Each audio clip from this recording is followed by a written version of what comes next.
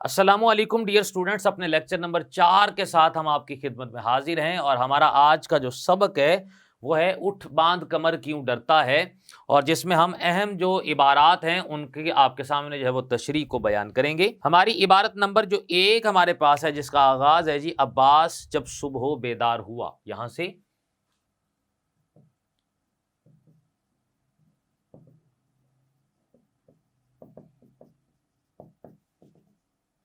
अब्बास जब सुबह बेदार हुआ से लेकर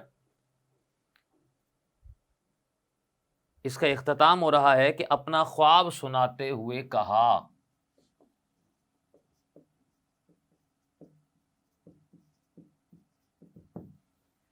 इबारत आपके सामने मैं पढ़ता हूं कि अब्बास जब सुबह बेदार हुआ तो नमाज पढ़कर जल्दी जल्दी स्कूल जाने के लिए तैयार होने लगा। स्कूल पहुंचकर उसने अपने दोस्तों को बताया कि रात उसने एक अजीब सा ख्वाब देखा।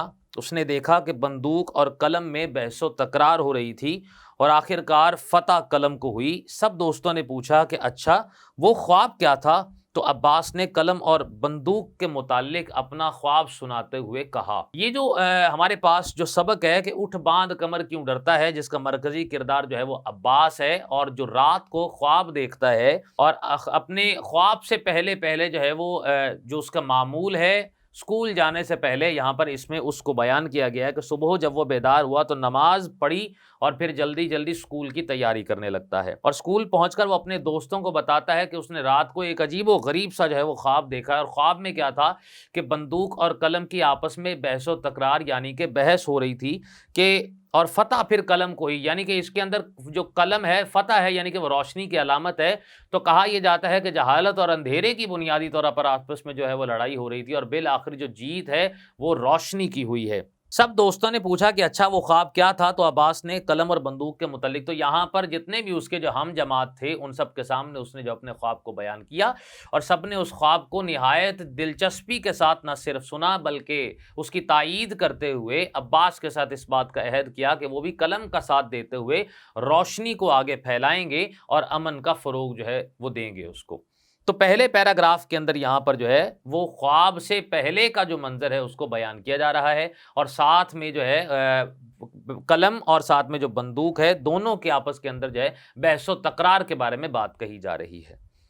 अगली इबारत जो हमारे पास है, जिसका आगाज हो रहा है कि कलम और बंदूक दोनों पड़ोसी थे। यहां से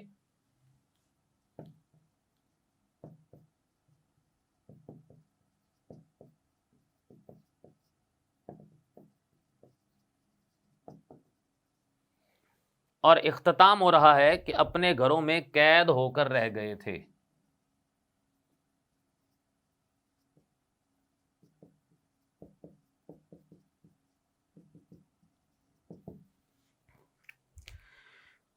इबारत का आगाज हो रहा है जी, कलम और बंदूक दोनों पड़ोसी थे, इनके दरमियान अक्सर किसी न किसी बात पर तकरार हो जाती, जिसकी वजह सिर्फ ये थी कि कलम बंदूक को हमेशा बुरे कामों से मना करता।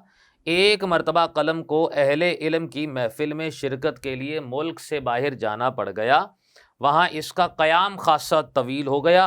जब वो लौटा तो मुल्क का अजीब हाल था। हर तरफ अफरा तफरी फैली हुई थी। क्या बच्चे, क्या बड़े बूढ़े, सब बंदूक और इसके बुरे दोस्तों, बम, खंजर, पिस्तौल वगैरह की शैतानियों से खौफजदा थे। इनके फैलाए हुए खौफो हिरास से सब लोग अपने अपने घरों में कैद होकर रह गए थे। यहाँ पर जो हमारे पास मुसन्निफ़ा हैं शगुफ्ता सगीरुल हसनैन तिरमज़ी, वो ये मुकालमाती अंदाज के अंदर जो है इससे पहले की अक्सबंदी जो है वो करती हैं कि कलम और बंदूक जो है वो दोनों की आपस में दोस्ती थी, मगर दोनों के दरमियान किसी न किसी बात पर जो है वो तकरार हो जाया करती थी, जिसकी बुनियादी वजह सिर्फ यही थी कि कलम बंदूक को हमेशा बुरे कामों से मना करता था, यानी कि बंदूक को रोकता था। चूँकि बंदूक का जो काम है वो बेसिकली शर फैलाना है, तारीकी की अलामत के तौर पर यहाँ पर इस्तेमाल किया गया है, जिससे हमेशा नुकसान होता है और डर बैठता है लोगों के अंदर, खौफ जो है वो पैदा होता है। इसीलिए कलम जो है वो अपनी दोस्ती की बिना पर उसको हमेशा समझाता था। फिर कहा यह जाता है कि एक मर्तबा जी कलम को मुल्क से बाहर किसी महफिल में जो है वो शिरकत के लिए जाना पड़ा, चूँकि अदबी जो अदब है या जो इल्म है वो किसी एक ख़ास इलाके तक महदूद नहीं होता, इसीलिए यहाँ पर इस बात को जो है वो बयान किया गया है कि मुल्क के बाहर जो है उसको जाने का इत्तफ़ाक़ हुआ और इसका क़याम ख़ासा तवील था, यानी कि कुछ मुद्दत के लिए इसे वहाँ रहना पड़ गया। लेकिन जब मुल्क के अंदर वो वापस आया तो उसे ये पता चला कि हर तरफ जो है वो अफरा-तफरी फैल चुकी है, वो जो मोहब्बत प्यार जिसको वो छोड़ कर गया था, वो सब कुछ यहाँ ख़त्म हो चुका है। और बच्चे और बड़े और बूढ़े सब जो हैं वो खौफज़दा हैं, क्योंकि बंदूक ने दोस्ती जो है अपने साथ दोस्तों को मिलाकर हर तरफ खौफ व हिरास को फैलाया हुआ है। अब वो जो दोस्त जिनका तज़किरा किया जा रहा है, उन दोस्तों में 3 दोस्त जिसमें बम, खंजर और पिस्तौल हैं और उनकी शैतानियों से हर एक छोटे से छोटा भी और बड़े से बड़ा भी और बूढ़ा भी सब खौफज़दा हैं।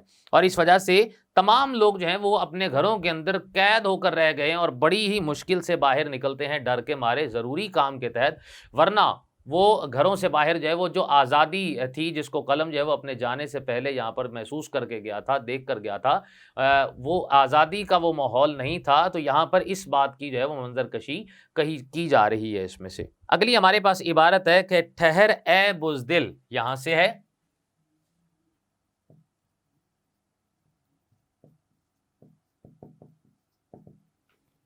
जिसका आगे जो है वो इख्तिताम हो रहा है हमारे पास, आशियाने को वीरान कर दिया है यहां तक।